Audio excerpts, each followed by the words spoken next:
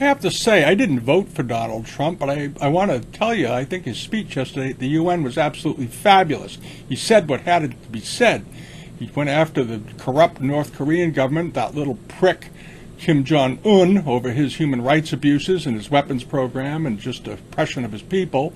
He then moved on to the Maduro government in Venezuela and called them out for their failed socialist activities and the suppression of democracy in that country. We're not going to tolerate it. And then he went after the Iranians for their long history of supporting terrorism and violating every agreement they've ever signed and the oppression of their people. If you're a social justice warrior type, you're not going to like what you're about to hear, but get over it.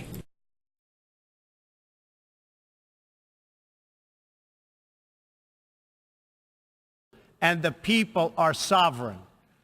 I was elected not to take power, but to give power to the American people where it belongs.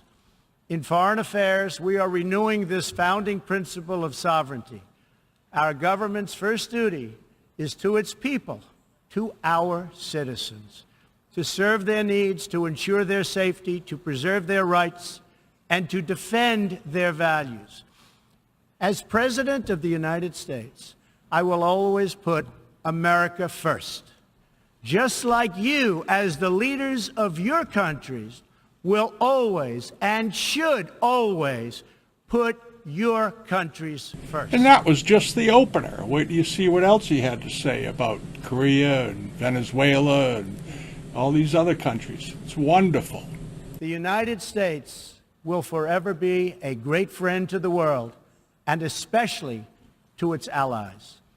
But we can no longer be taken advantage of or enter into a one-sided deal where the United States gets nothing in return.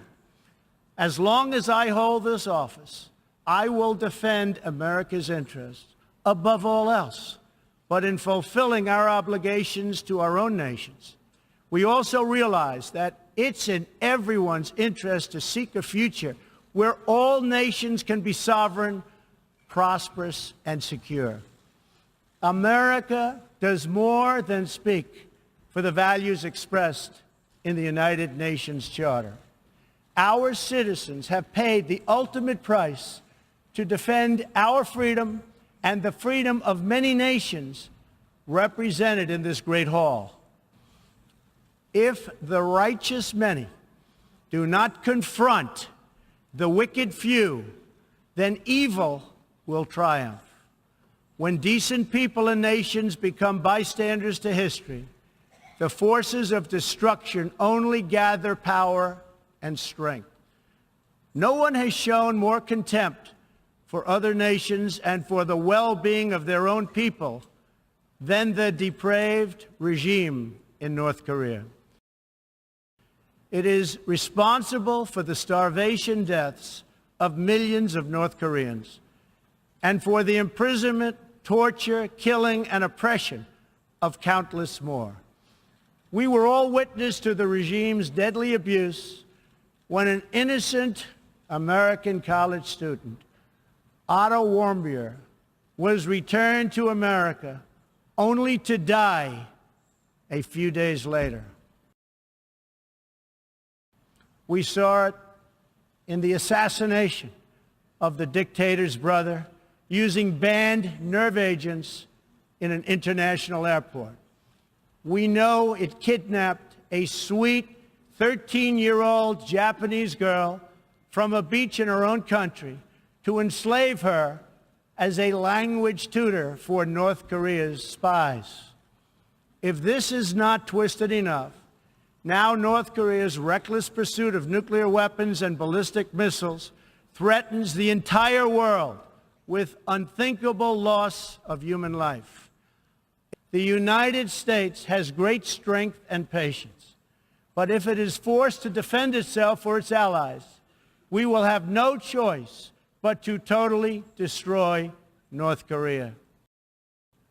Rocket Man is on a suicide mission for himself and for his regime. The United States is ready, willing, and able, but hopefully this will not be necessary. That's what the United Nations is all about. That's what the United Nations is for. The Iranian government masks a corrupt dictatorship behind the false guise of a democracy. It has turned a wealthy country with a rich history and culture into an economically depleted rogue state whose chief exports are violence, bloodshed, and chaos. The longest suffering victims of Iran's leaders are, in fact, its own people.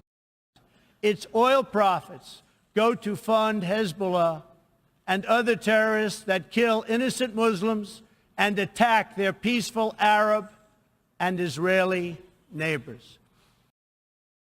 This wealth, which rightly belongs to Iran's people, also goes to shore up Bashar al-Assad's dictatorship, fuel Yemen's civil war, and undermine peace throughout the entire Middle East. The Iran deal was one of the worst and most one-sided transactions the United States has ever entered into. Frankly, that deal is an embarrassment to the United States, and I don't think you've heard the last of it, believe me. Time for the entire world to join us in demanding that Iran's government end its pursuit of death and destruction. It is time for the regime to free all Americans and citizens of other nations that they have unjustly detained. And above all, Iran's government must stop supporting terrorists, begin serving its own people, and respect the sovereign rights of its neighbors. We will stop radical Islamic terrorism because we cannot allow it to tear up our nation and indeed to tear up the entire world. Last month, I announced a new strategy for victory in the fight against this evil in Afghanistan. From now on, our security interests will dictate the length and scope of military operations, not arbitrary benchmarks and timetables set up by politicians. I have also totally changed the rules of engagement in our fight against the Taliban and other terrorist groups. In Syria and Iraq, we have made big gains toward lasting defeat of ISIS. In fact, our country has achieved more against ISIS in the last 8 months than it has in many, many years combined. For example, it is a massive source of embarrassment to the United Nations that some governments with egregious human rights records sit on the UN Human Rights Council. The United States is one out of 193 countries in the United Nations, and yet we pay 22% of the entire budget and more. In fact, we pay far more than anybody realizes. We have also imposed tough, calibrated sanctions on the socialist Maduro regime in Venezuela, which has brought a once thriving nation to the brink of total collapse. The socialist dictatorship of Nicolas Maduro has inflicted terrible pain and suffering on the good people of that country. This corrupt regime destroyed a prosperous nation by imposing a failed ideology that has produced poverty and misery everywhere it has been tried. To make matters worse, Maduro has defied his own people, stealing power from their elected representatives to preserve his disastrous rule. Venezuelan people are starving, and their country is collapsing. Their democratic institutions are being destroyed. This situation is completely unacceptable, and we cannot stand by and watch.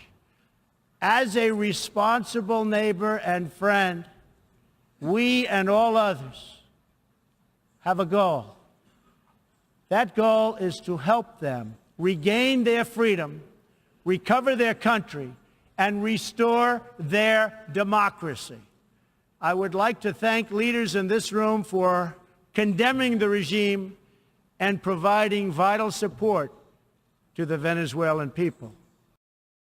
But from the Soviet Union to Cuba to Venezuela, wherever true socialism or communism has been adopted, it has delivered anguish and devastation and failure.